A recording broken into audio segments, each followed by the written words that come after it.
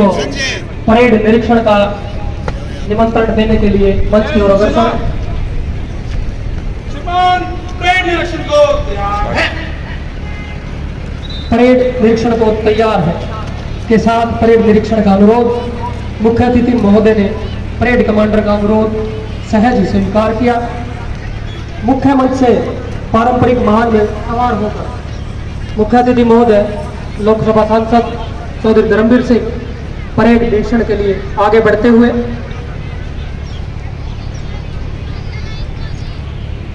आज march past की इस पुरुष वर्ग की पहली टुकड़ी है जिसका नेतृत्व करेंगे पीएसआई हरेंद्र। उसके पीछे हमारी होमगार्ड की टुकड़ी है, इसका नेतृत्व करेंगे एनसी शीशवा। उनके बाद एनसीसी जूनियर विंग वैश्य कन्या वरिष्ठ विद्यालय रानी फोगाट, इसका नेतृत्व करेंगी अंशिका। और उनके बाद यश के नेतृत्व में श्री राम पब्लिक स्कूल खानगा। उनके पीछे हर्ष मीना के नेतृत्व में शहीद दलवीर सिंह राजकीय मॉडल संस्कृति वरिष्ठ माध्यमिक विद्यालय चरखी दादरी। उनके बाद न केवल दादरी के इस मंडी के अंदर बल्कि सारे देश और देश से बाहर भी दुनिया के बहुत से देशों में और देश के भी हर गांव-गांव में हम ये आज़ादी का पर्व बड़े हर्ष और उल्लास के साथ मना रहे हैं। इसलिए मैं यहाँ पर उपस्थित सभी उन स्वतंत्रता सेनानी या उनके परिवार के सदस्य, रक्षा से जुड़े हुए डिफेंस सर्विसेज के आदमी हों, पैरामिलिट्री के साथी हों, रक्षा और सुरक्षा से जुड़े हुए सभी साथियों को और इस देश में जिनका भी योगदान रहा है उनके सभी परिवारों को आज मैं बहुत ही ज़्यादा मन से उनको सलाम करते हुए हम भगवान से यही प्रार्थना करते हैं कि हम उनके दिखाए हुए रास्ते पर आने वाले समय में और मजबूती से आगे चलें ताकि ये देश आने वाले 24 साल में एक विकसित देश आप हम सब मिलकर बना सके। इसलिए सभी साथियों, यहाँ पर उपस्थित दूसरे महानुभाव, अलग अलग स्कूल से, अलग अलग महकमों से और दूर दराज से आए हुए सभी साथियों, माताओं, बहनों और बच्चों, हमारा ये देश अगर हम इतिहास के झरोखे में जाएं तो ये भारत वर्ष कभी अशोका दी ग्रेट के समय में इतना महान देश था जिसकी सीमाएं परमाविश्वास का मेहमान बोलते हो। और अगर पश्चिम में जाएं तो अफगानिस्तान तक का ये भारत एक ऐसी जगह के ऊपर एशिया के अंदर जहां दो तरफ समुंदर, एक तरफ हिमालय हमें हमारी सुरक्षा करता था, आज भी करता है। इस देश को हम सोने की चिड़िया बोलते थे। ये एक ऐसा देश था जहां राम राज था, लेकिन एक समय ऐसा आया कि हम छोटे छोटे राजे महाराजाओं ने आपस में लड़के एक दूसरे की मदद ना करके क्षेत्रवाद के नाम पर हमें एक दूसरे से लड़ना झगड़ना शुरू कर दिया और उसी का फायदा उठाया पश्चिम के देशों में जो हमारे बिल्कुल साथ अरब कंट्रीज में लगती हैं।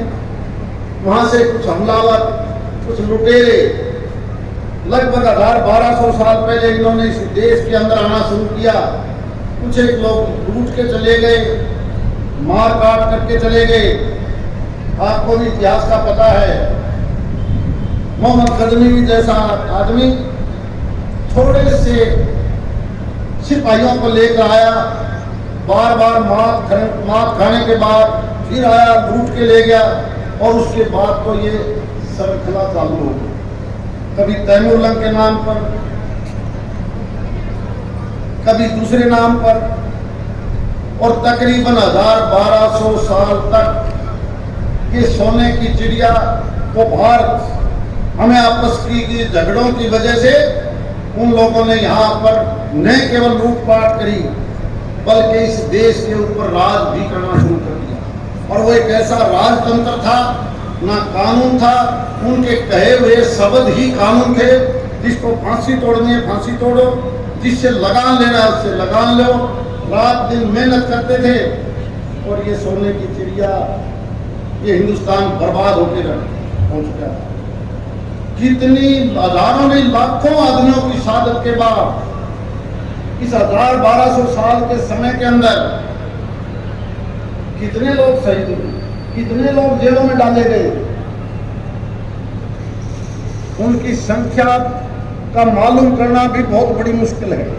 कितनी पीढ़ियां चली गई, 50-52 पीढ़ियां चली गई इस देश की, और हम गुलामी को नहीं तोड़ पाए।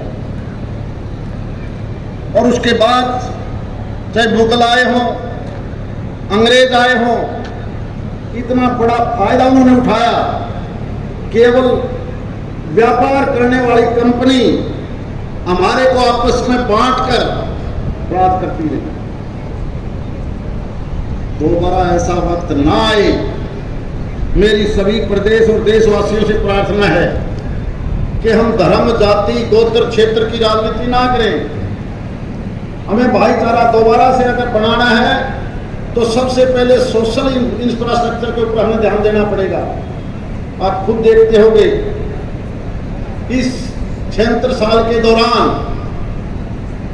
आज हम 73वां आज़ादी का दिवस मना रहे हैं और बड़ी धूमधाम से मना रहे हैं। अब किसी गांव के स्कूल में जाके देखिए, गली और मोहल्ले में जाके देखिए, हर आदमी के हाथ में तिरंगा झंडा है।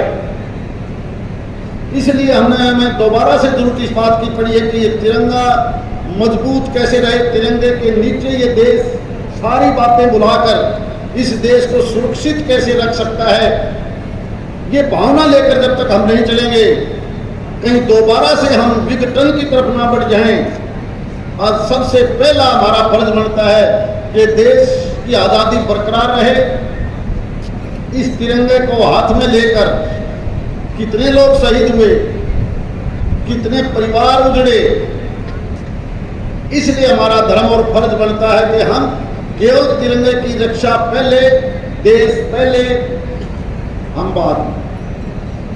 जब देश पहले की तरह अगर गुलामी की तरफ चला गया तो किसी की अलग से पहचान नहीं रहेगी। आप दुनिया के चारों तरफ नजर मार के देखो, अफगानिस्तान की बात हो, पाकिस्तान की बात हो, अरबियन कंट्रीज की दूसरे देशों की बात हो, विकसित देश में भी जाके देखोगे तो फ्रांस के शहर पेरिस जैसे का हालात आपने देखे हैं। ये उसी प्रकार के लुटेरे दोबारा एंट्री कर जाते हैं विकसित देशों में भी, जिस प्रकार से हमारे देश को उजाड़ा था। इस देश के अंदर नेतृत्व की कमी नहीं है। इस देश के आम आदमी जो हमारे बच्चों में जो काबिलियत है वो दुनिया के दूसरे देशों में नहीं है। याद कीजिए, वो इंग्लैंड जिसने सैकड़ों साल तक इस दुनिया पर राज किया, विकसित देश अपने आप को बड़ी ताकत मानता है अमेरिका, लेकिन वहां के अंदर भी डीएनए देखिए हिंदुस्तान का। जो अंग्रेज सारी दुनिया पर राज करते थे, जब उनकी अर्थव्यवस्था डगमगाई तो हिंदुस्तान के आदमी को ही प्रधानमंत्री के पद पर बिठाना पड़ा कि तुम ही हमारे देश की अर्थव्यवस्था ठीक कर सकते हो। अमेरिका जैसे देश में भी उपराष्ट्रपति के पद पर आपकी बेटी बैठी है। इसका मतलब ये 140 करोड़ का देश, इस देश का पैदा हुआ बच्चा बहुत काबिलियत रखता है। बशर्ते हम नेगेटिविटी की बजाय अगर हम सकारात्मक सोच लेके चलेंगे तो वो समय दूर नहीं है।